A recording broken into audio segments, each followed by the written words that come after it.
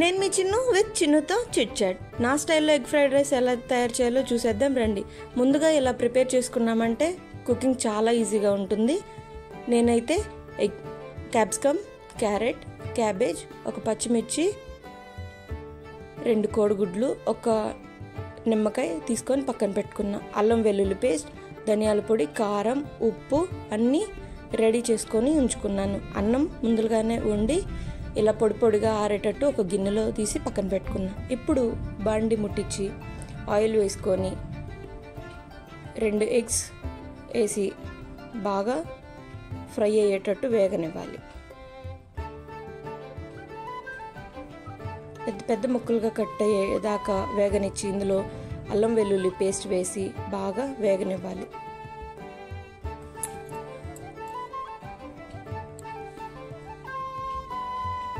ఇప్పుడు కట్ చేసి పెట్టుకున్న క్యాబేజ్, క్యారెట్, క్యాప్సికమ్, పచ్చిమిర్చి వేసి హై ఫ్లేమ్లో పెట్టుకొని టాస్ చేసుకోవాలి బాగా.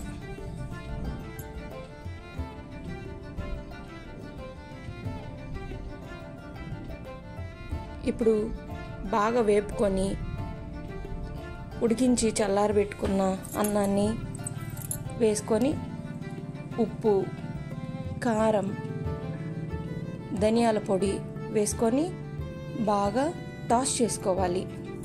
అన్నం స్టిక్కీగా లేకుండా పొడి పొడిగా చాలా బాగా టేస్ట్గా ఉంటుంది. దీంట్లో మెయిన్ ఇంగ్రీడియంట్ ఏంటంటే నిమ్మకాయ.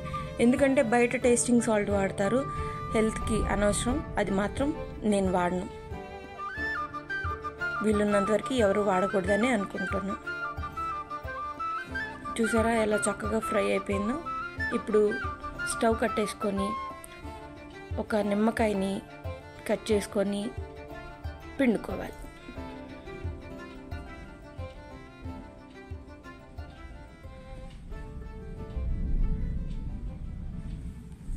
ఇది వేడివేడిగా సర్వ్ చేసుకొని తింటేనే బాగుంటుంది.